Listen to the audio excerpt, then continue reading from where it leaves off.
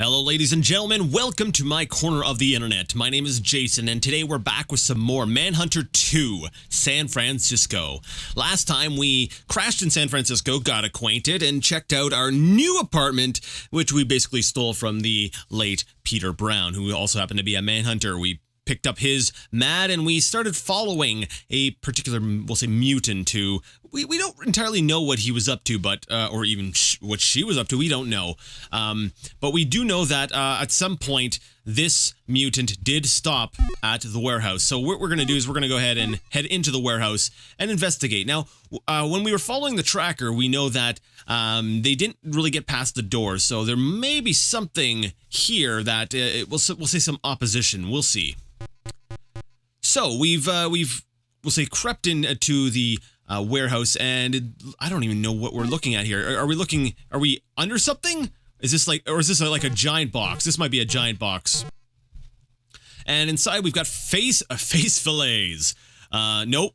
It's been checked that these are flesh fries. And then there's finger food and Poopsicles, because that sounds delicious. Yeah, sure. And this is all from New York. So I'm guessing that this is probably, we'll say, the kind of stuff that the orbs were making in the first game. When they were turning us into food, they were making face fillets and flesh fries, finger food, and Poopsicles, because I don't know, why would you want to eat Poopsicles? That just sounds nasty. Anyways, we do see over the box that there is a blue sort of thing, and that is a robot. And as we learned in the manual reading in the last episode, the robots do the orb's bidding, which means it will likely go ahead and kill us. Now, I did want to mention one nice thing, because I feel like this game here is so much better than the first one. They've made so many additions and so many, we'll say, quality of life things in this game that I think are just fantastic. And Sierra, I wish they would have been able to incorporate more of these elements into their other games, but Manhunter has a lot of mini games, and we're about to go ahead and experience one of them. Basically, what we want to do is, here we are, and what we want to do is move down to the bottom, get to the exit. Unfortunately, we have these robots who are going to try to go ahead and get us. I'm going to go ahead and let one get me. I died. Robots are hazardous to your health. Now let's go back to a few minutes before you made your fatal mistake. Now, you might be going, oh crap, I don't want to see this every single time I die. Well, you don't have to, because they were smart enough to make it so that after you saw the death message the first time, you just got to hit spacebar to go ahead and try again. Not only that, but a lot of adventure gamers really have a problem with arcade sequences. This one here allows you to actually choose the difficulty of the arcade mode. You can choose hard, normal, or easy. I'm going to go ahead. I don't know what to pick. Let's go ahead. Let's try hard. Let's see what happens. Okay, so I was on hard. So when you're on hard, basically on this particular arcade sequence, what it looks like it does is dead. Is it goes ahead and it multiplies the number of robots that you have to worry about. I think I'll probably switch this down to normal so that we're not stuck here forever. But yeah, so I like that. So because some people don't like arcade sequences. Personally, I love that kind of stuff. I feel like, yes, I made it on hard. That's right, I'm amazing. I don't know, I like that. And I like that it gave the people the option to sort of choose their difficulty, because, I don't know, I like adventure games, but I like it when there's a little bit of game mixed in with my adventure. So anyways, we made it to the back part of the warehouse, and we see, let's see, what does it say? Experimental station needs 5 crates. No New York shipment. Can't make contact. That is kind of cool. I like that. Basically, it's saying that they can't make contact with New York. I wonder why. Could it be because we kind of, I don't know, messed with them a little bit in the previous game? Could be. It's because, the people rose up and took the city back. Let's go ahead and hit enter to take the mallet. Press enter to put the mallet in your robe. That's a fine-looking mallet. It looks like there's a fish on the bottom. The pattern kind of looks like a fish. That had to have been intentional. That really looks like a fish. I'm going to go ahead and assume that that's not a clue. I'm going to go ahead and assume that that is an Easter egg, but it might be a clue. Keep that in mind. We have a fish mallet. Yes, we need to remember that. We got some pencils. There's a desk. There's a chair, and nothing really else. I do find it kind of amusing that the calendar has an orb on it with a bow. That's just kind of funny. Also, wait a minute. This orb only has one eye. Wait a second, only has one eye. If I'm correct, there's something here. The orbs all of the orbs in this game have two eyes. You know, even though that they're eyes themselves. This is the only instance I can think of that actually has an orb with one eye. Interesting, because I think we saw a little bit of both in the first game. Anyways, not important. Zach, me hurt, me got it. Traitor Mick me at den. What the heck? Okay, Zach, me hurt, me got it. Traitor Mick me at den. I don't know what they're trying to say. Is this English? It is. It seems to be some sort of crude form of English. I guess it would kind of make sense, you know, that now that we're in this sort of post-apocalyptic world. Actually, no, it wouldn't. They've only been on the planet for like 2 years. Everyone would not have become illiterate after that. Unless this is a kid that wrote that, in which case this is even more disturbing because we even got the bloody handprint here. Okay, that's Zach. So basically someone saying something to Zach and something about a den. Okay. So let's go ahead and leave here because I think what we really need was the mallet. We'll make use of that later. Now, that's a great place for me to come out. Yeah, thanks, game. What the heck? Okay. I guess we have to move up. Or maybe not. Okay, there we go. Holy crap. Is this even possible? Maybe? Sure. Because, thanks, game. Jason, you could put it on a lower difficulty. I could. But where would the fun be in that? There we go. I'll hide in the doorway. Oh, would you come on? Maybe I wasn't enough in the doorway. There we go. Now I'm completely in the doorway. And they're all hanging out over here. Gee. What a great game. I really should just turn down the difficulty level. All right. Go, go, go, go, go. Up, up. Yeah, I'm turning down the difficulty. No, I made it. I made it. I made it. I'm doing it. I'm doing it. I'm doing it. I'm doing it. I'm amazing. I'm gonna die. I'm gonna die. I was so close. Hooray, I made it, and I totally didn't put it down on easy. I'll put it back up to hard so that we can see how the games are later. Alright, so we made it through the warehouse. A bloody clump of coarse hair. Oh, I missed that little bit of a hint the first time. So I guess this kind of confirms what we knew. We were looking for, we're tracking down a mutant.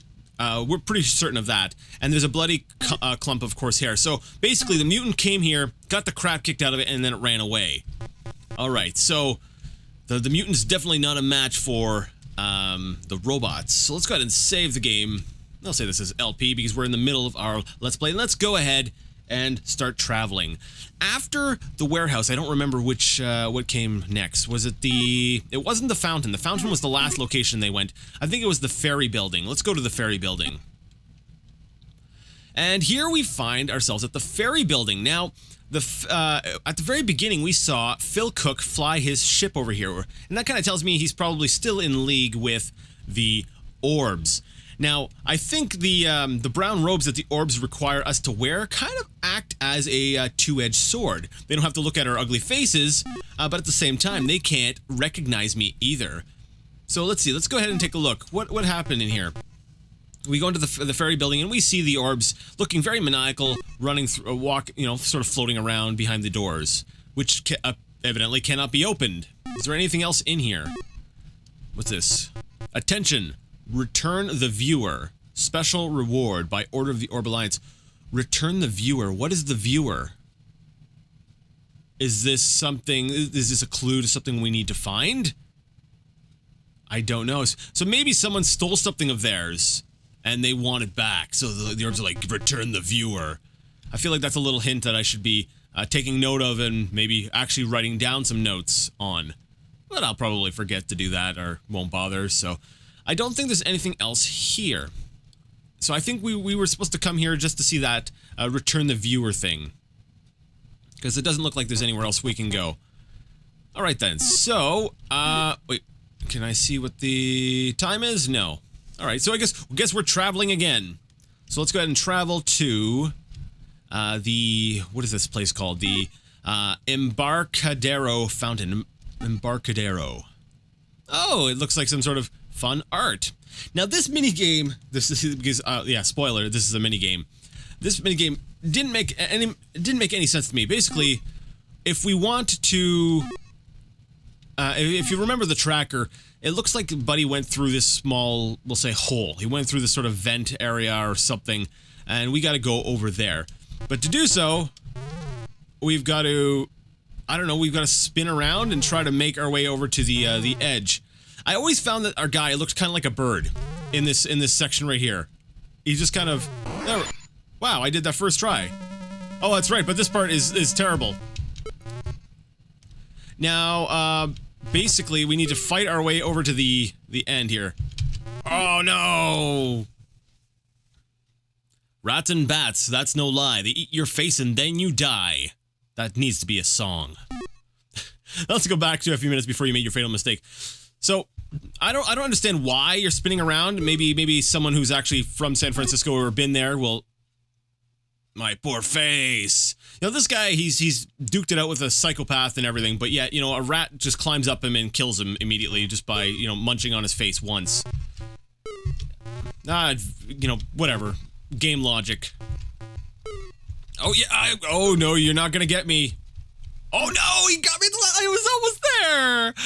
Jason, you're playing on hard. I know. Too far ahead. They ate your face. Don't be dead. It ain't no race. Actually, I think, if I recall correctly, that's an actual clue. And I think what you need to do is not die, first of all. But second of all, I think that was actually a clue that you're supposed to wait and kill all of them before you move forward. So, I'll just sort of sit here, kill all of the rats and the bats, because sure, why not? And, and then after we're done killing all the rats and the bats, then we can get to the end. But yeah, I don't know anything about this fountain, so I don't understand why you'd be sort of sliding around and having a hard time getting into this sort of tunnel.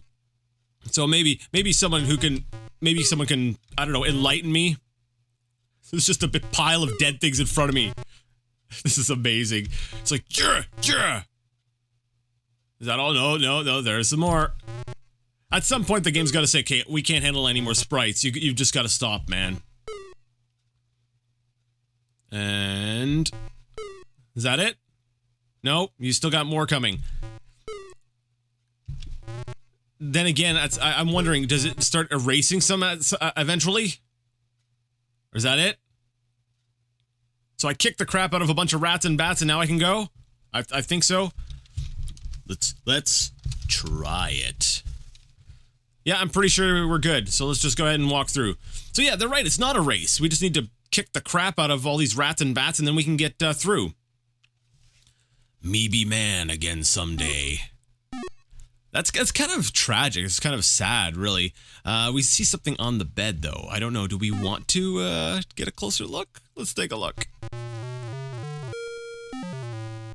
All right, so it looks like someone's kind of dead. And judging by... oh, we got a flask here. Let's go ahead and take the flask. Remedy. But it's empty. That's kind of unfortunate. But I don't know how well the remedy actually worked. I think, as far as remedy goes, I think it was maybe more of a poison or something. Like, this guy here, we saw this. This happened within 24 hours, and yet we can already see his skeleton. But then again, we just saw a bunch of rats and bats. So maybe he died in his sleep or whatever. He drank the remedy, he died, and then the rats were eating him. And that's why he's exploded. Actually, that makes a lot more sense. Rather than the thing being like an acid or anything that burnt off his face, yeah, I think he got eaten by the rats. That's actually kind of tragic too, because the writing on the wall kind of goes ahead and it tells you, you know, me be man again someday. This was a person that was mutated, and he wants to be human, and he found maybe what he thought was a, you know, he found a cure that would turn him back, and instead he died. So the remedy, I guess, was to kill him.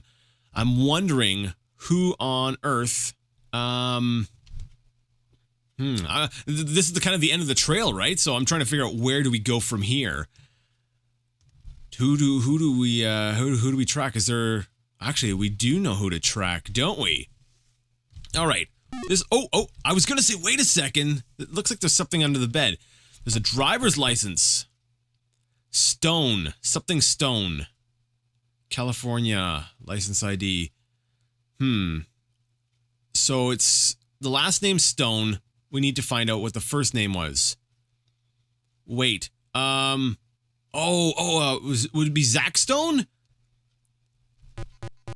There was the writing at the one place on the table, right? On the desk in the warehouse. But then again, he didn't make it all the way back to the warehouse, did he? But maybe it was a message to Zach. Oh, let's try it. Let's try opening up the M.A.D. And wow, we've got quite a few items here in our inventory. Let's go ahead and let's try searching for maybe Zach Stone. No one. Mick Stone. Aha! Because there was a Mick written there. Address unknown. He's an experiment volunteer. Address unknown. Okay, that's kind of unfortunate. We don't have a new place to go explore. All right. What I'm going to do is we're going to go back to the tracker. Now, we can see here, this is where Mr. Mick Stone, we now know his name, he came over here to the bank. Now, he did, we'll say, interact with a few people throughout his journey. Actually, let's go ahead and skip, because I think you can skip this one part. He went and killed the guy on the street. We don't need to see that again. After he kills the guy on the street, he moves up here, and he heads to the warehouse. Now, there's no one else here I can select to... Wait a second. Was there two people there? Wait a minute. There was two people there. Oh, wait. Okay. A new target is tagged. Press enter to continue. Okay, so we've tagged this new guy.